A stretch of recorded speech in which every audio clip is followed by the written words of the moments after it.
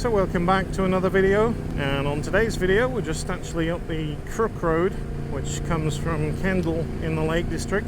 I'll pop the road number on the screen just now, but also a little map of where we're going today. So we're heading up the Crook Road and we're going to head up to Bowness on Windermere to the Steamboat Museum, and they have a cafe there. I did feature it in another video, so I'll pop a link in the top right hand corner just here. And also we actually went round the Steam Museum if you're interested in that. Weather's a bit grey today, temperature's about 14 degrees, so can't complain really. Thank you to all of you who commented on the last video, folks. It was good to hear everybody's thoughts on what they thought about KTM and the modes and switching off and switching on after a certain amount of miles. If you haven't checked that video, go and have a listen. It's quite interesting, and I do hope that's not the way forward really with motorcycles and even cars that are doing it these days. Some of you mentioned. Not sure if the camera's picking up the colours with the golden bracken at the side of the road and the leaves on the trees that haven't fallen off yet. This is a lovely little road actually to get into Bowness on Windermere, rather than going down the main A591, I think it is. Now, today being Saturday, I needed to get out. I've done about an 800-mile week with work this week, over about 3 days. So it's a lot nicer to be out on the bike than sat in a car. As much as I like travelling, I would much prefer to be on a motorcycle. And I only realised the other day, when work mentioned about Christmas parties, I thought, oh my God, it's nearly Christmas. How quick has this year flown? Been a real action-packed one, and I'm looking forward to next year with all of the new bikes that are hitting the streets. I've seen from EICMA, and also next week we've got Motorcycle Live, which I won't be attending. There seems to be a lot of bikes coming out now in the 890cc class, and of course they fit all riders really. It's enough power for the road, but also you can get A2 license kits for them for the UK learner market, which is always good. I do notice that Suzuki, not only have they pulled out to the MotoGP, but also the GSXR 1000 sport bike is no longer making it, which is to be expected really. I could see that coming over the years. Sport bike sales have been really low, yet some manufacturers keep pushing in that direction, one being Ducati. So yeah, I just wondered where motorcycling is going in the next few years, and also pricing, which was a topic on the last video as well. I do see on the motorcycle manufacturer websites that they're actually not pricing or not displaying the pricing on a lot of them at the moment, which isn't uncommon actually when new things come out around the end of the year, because they then reprice structure for the following year. But it'll be interesting to see. I noticed on Kawasaki's site the pricing had disappeared, and also Yamaha. So let's wait till the end of the month. Once Motorcycle Live's done and dusted, I'm sure the pricing for 2023 will be on there, and it'll just be interesting to see how much of a hike there is across the board. So we're just passing Windermere Golf Club just on the left just here. And we're just going to drop down the hill now into Bowness. We'll have a sneak view ride through Bowness before heading out to the cafe. Time is nearly 12:15, so I'm looking forward to some lunch. And it looks like we've got a bit of blue sky peeking out, which is lovely. One of my favourite times of the year to come into the Lake District, when we've got the autumn leaves. Absolutely stunning. So we'll do a right just here, and then we'll take you through the town.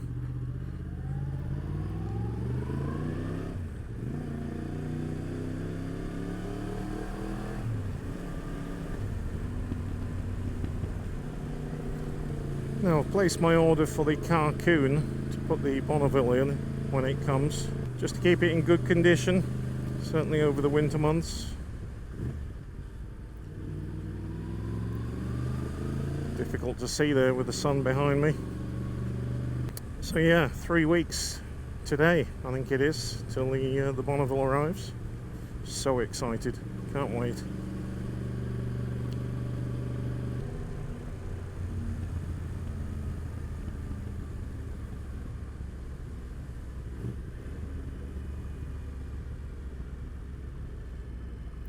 Nice and quiet today, not too busy. Lovely time of year to visit, out of tourism season. Kind of normality really at the moment. Best time of year to visit, I think.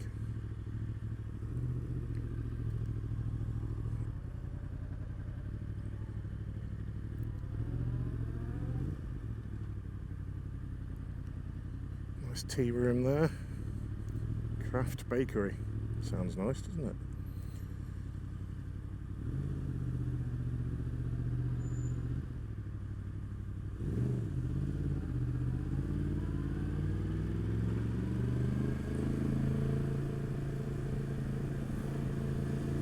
So we're just heading past Seafarers Fish and Chip Shop.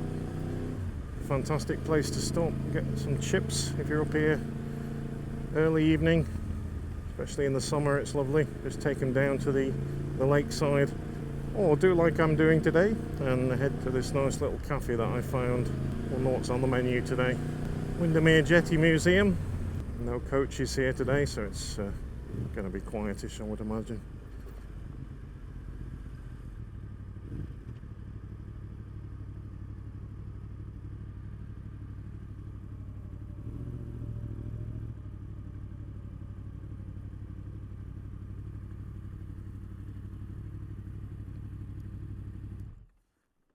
So you've got the Jetty Museum entrance just here, and then if you walk around the side, got a little boating lake, and then the cafe should be just round the front here.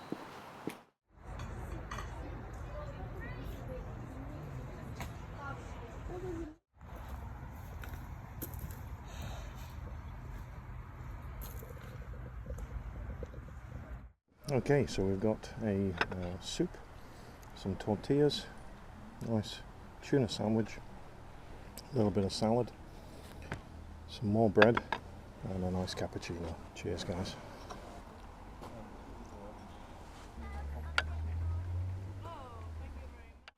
Okay, so lovely lunch. I'm not sure what soup it was, but I think it was something like cauliflower and date, which is slightly unusual, but it tasted lovely. I've just spotted something. Lovely old BMW parked up here. R100. Love the colour. Not sure on the seat being the same colour, but beautiful all the same. Do you remember when seats were like different funky colours? I had an NSR 125 when I was 18, or could have been 20. Really odd. Yeah, but highly recommend it. Windermere Jetty Cafe. And then we've got the bicycle parking just here where I put the bike. There was a lovely MG parked up where that silver car was, but he's gone. Oh well, missed that. Yeah, the bike's a bit dirty today. A little bit of muck just under there. I'll give it a wash when I get home and dry it to put it away for the week. So museum and cafe visitors, 4 hours free. Non-museum and cafe visitors, 30 minutes free. Reasonable. Let's head down the road then. Just put my heated gloves on. Keep my hands a little bit warmer. Also, I need to get some fuel.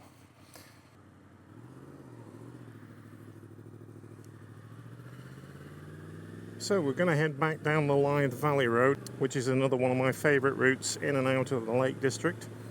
Oh, full up now after that lunch. I was so hungry I had to have the tuna sandwich and the soup, of course, but it was very, very nice. So if you're up this way, that's one recommended place. All the blue skies disappeared.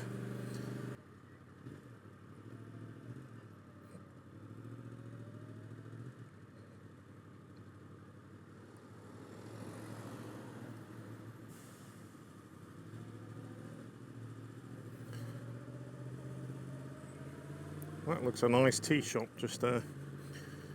Need to check that out when I'm up here next. Probably some parking opposite by the Costa Coffee there. Won't be many boats out on the lake today. All the steamers are in for winter. Not sure if they run in winter actually. Let's see how busy it is down here.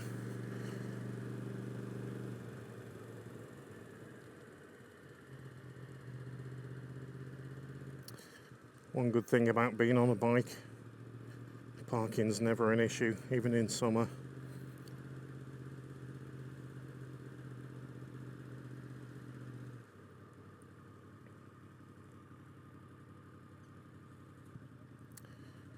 Now, just at this pump house coffee shop just here, they always park down there. But for some reason, the last couple of times, the bit where you park's been full of duck crap. Too many ducks. You'd think it would be a bit cold for an ice cream, but the ice cream man's here. Now, if you're up this way and you want to get across to the other side of the lake, quite a nice one to do is if you go up to the top of this road here, turn right, about half a mile and then right again, you've got the Windermere ferry that takes you over the lake. A couple of pound on a motorbike, I think it is, and that'll take you over to the other side to Sorey, where Beatrix Potter used to live, and that's a great way to get up towards Coniston and Esthwaite Water. And what we're going to do, we're going to head left and then head back down the Lythe Valley Road.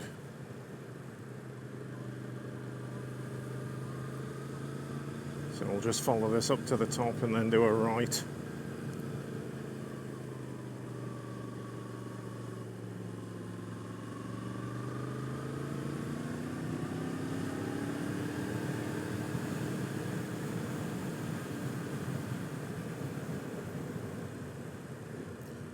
A5074, the best road to get into Bowness on Windermere.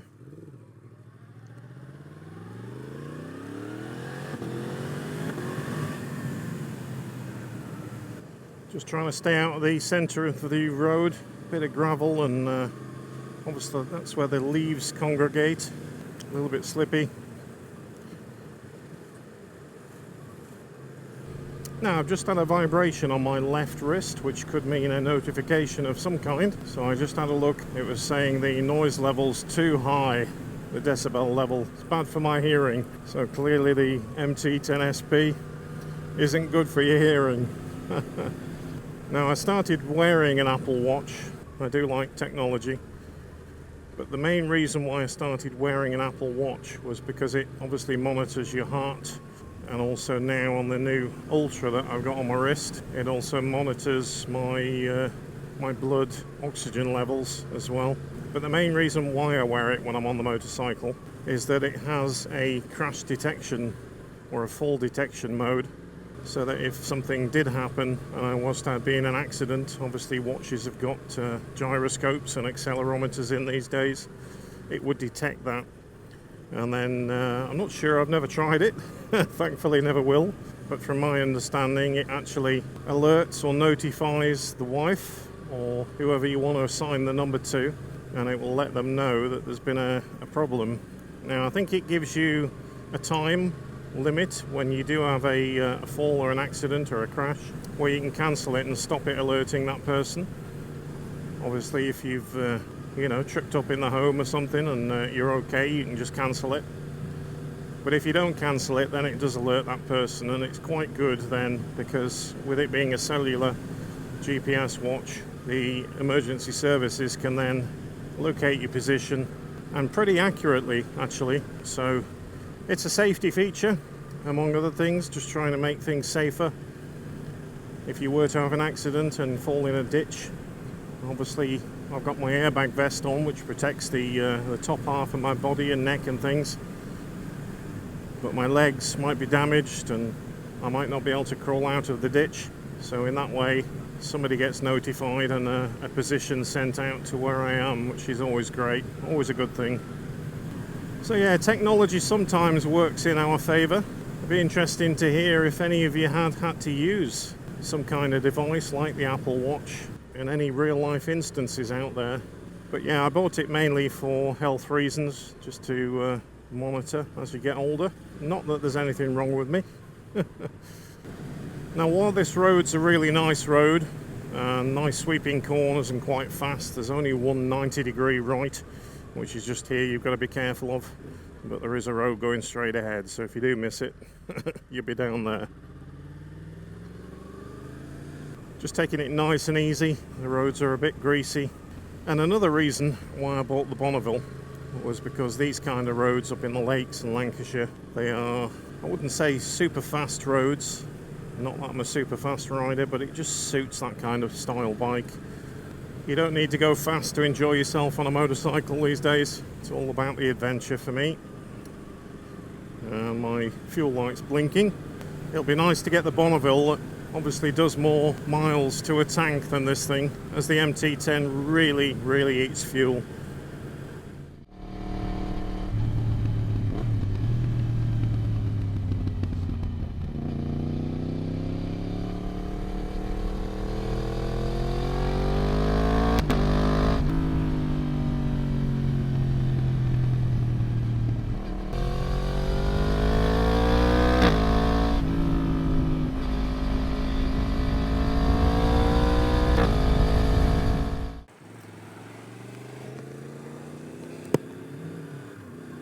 So we're just dropping down into Milnthorpe now on the A6.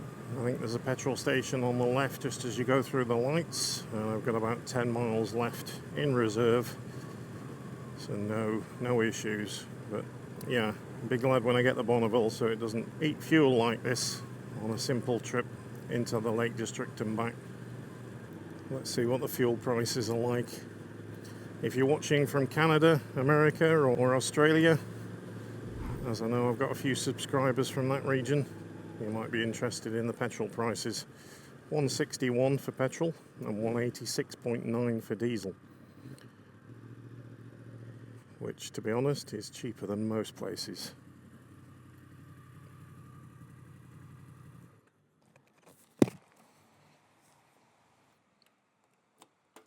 Put a bit of Supreme in it.